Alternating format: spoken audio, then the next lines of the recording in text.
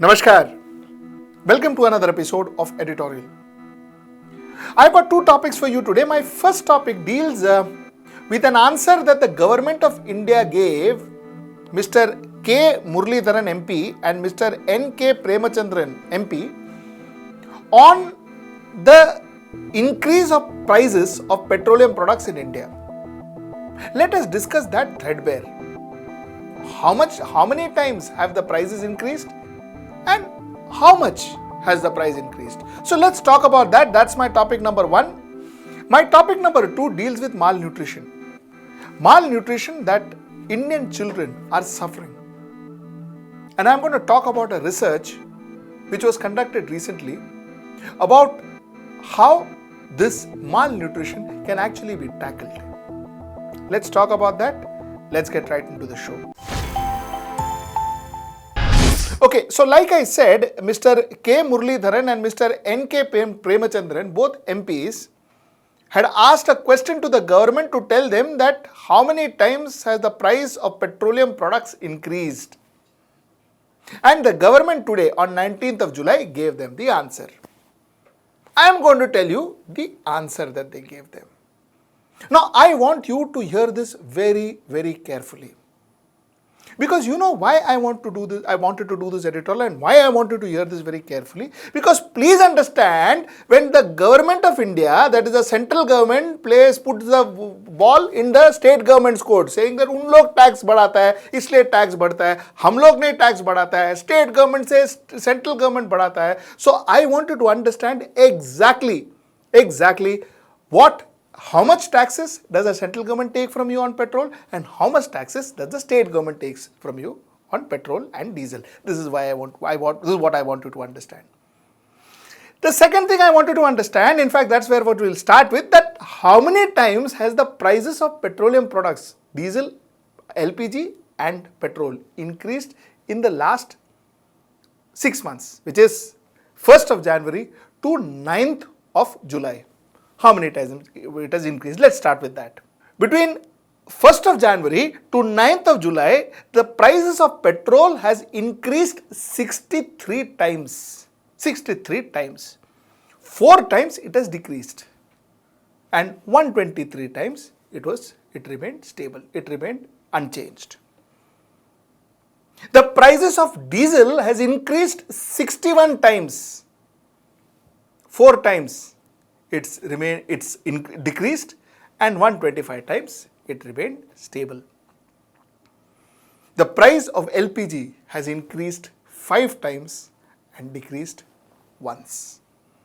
So this is how volatile the price of petrol was. It was like some stock market going boom, up, down, up, down, up, down. In fact, up, down, come, up. Now let us come to the point that I wanted to take you through. The point that I wanted to take you through is this ping pong match that central government pays to central government and state government plays. Let us understand how much does the central government take and how much does the state government take. Okay, you know the basic price of petrol, which includes the dealer commission, matlab product on ground, the actual cost minus taxes is only 44 rupees 94 paise. This is as on 19th of July 2021. 44 rupees 94 paise mein you should be getting 1 liter of petrol. That is 45 rupees. 6 paise hai bhai. You give 6 paise more. 45 rupees you should be getting 1 liter of petrol. Acha, in this 44 rupees 94 paise, the central government charges you something called as excise duty worth 32 rupees 90 paise. So 44 rupees 94 paise mein you add 32 rupees 90 paise and the state government charges you something called as VAT. VAT means value added taxes, including the VAT on dealer commission also, which they charge, is 23 rupees 35 paise. So for every liter of petrol that you buy, the state government and the central government put together charges you almost around 56 rupees. What is the price of petrol?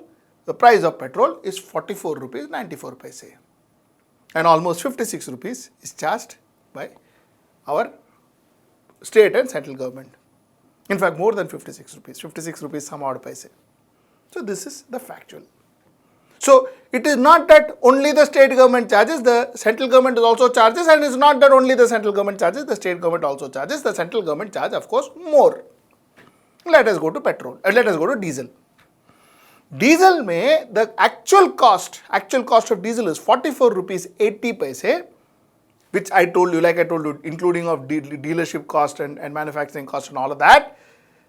The excise duty charged by the central government is 31 rupees 80 paise, and the VAT, value added taxes, including the value added taxes on the dealer commission, is charged by the state is 13 rupees 12 paise. And you end up paying for a product worth 44 rupees 80 paise, you end up paying 89 rupees 72 paise. This is what you end up paying. You know why I wanted to talk to you about this? I wanted to talk to you about this is the next time, when you see all those ministers and those politicians sitting there and debating that, why can't you reduce the tax and why can't you reduce the tax? Please understand, this is the reality. And mind you, when we talk petrol and diesel, it is not just petrol and diesel, because that affects even your cup of tea. Because finally, transportation affects the cost of each and every product. I have a recommendation for the government. My recommendation is, why doesn't the government introduce a bill that will cap the central excise charged by the central government and the VAT charged by the state government? Put a cap on the taxes. Then governments cannot randomly go on increasing the charges of petrol, therefore helping a common man. So this, if the government is actually serious, and all political parties are actually serious of helping the people out of this misery, then I think this session itself, they should put a cap on the taxes levied on petroleum products. Now let's get to the topic number 2. My topic number 2 is very important, and it is very important for India and Indians and for all of us. It is important for our future. Now, the first National Family Health Survey, NFHS, was conducted in 1992 and between 1992 and 1993. When the first NFHS survey was conducted, we realized that we are among the worst performing countries as far as child health indicators are concerned. We were among the worst performing countries. This was 1992 to 1993. Now 1993-1994 we took some decisions, and in 1995 we introduced something called as midday meals. Midday meals were given in government school to children. Of course, we have heard a lot of stories about midday meals, but let's keep all of that aside today. Let us talk about statistics, because I'm going to tell you something quite interesting. 1995, the concept of midday meal started. What did we think? We thought that if we can boost the kilocalories of children, of the malnourished children, we can ensure that their height to age ratio can be improved. Now, in 2015-2016, we conducted another research, the same NFHC research. And we figured out that the percentage of stunted children was 38.4 in India. This is 2015 and 2016. And the worst is, again in 2019 and 2021, we conducted another research, another NFHC research, but this time not with the entire country, but only in 22 states. And we realized that 9 out of the 22 states, only 9 out of 22 states showed decline in stunted children. So somewhere down the line, we were wondering as to why. Why is this height versus age ratio not increasing? What are we doing wrong? Now there was a very, very interesting report, a very interesting survey conducted. And this survey said that girls who have access to free midday meal provided by the government school had children with higher age to height ratio. which means they had children who are much more healthier. Mind you, girls who were given midday meals by the government. Now, this research was conducted between, the data was taken between 2005 to 2016. So, in 2016, girls who became mother and who had midday meals when they were in school way back in 2005, these girls had better chances, gave birth to a better nourished child. The height to age was better. So this entire mystery that we were pondering as to why, with all the boost in kilocalories that we were trying to give our children, why is this height to age ratio not improving? We realized that height to age ratio improves better when the maternal health is made better. When the mother is healthy, the chances are she gives birth to a child who is healthier. This was possibly one of the first of its kind as far as the intergenerational analysis is concerned. And this analysis gave us a very, very important insight. This paper actually was authored by researchers from University of Washington and economists and nutrition experts at the International Food Policy Research Institute. So this was authored by a very credible body, and the findings are very interesting. And this is something that the government of India and our experts, our nutrition experts should understand, that having a better nourished child is by ensuring you have a better nourished mother.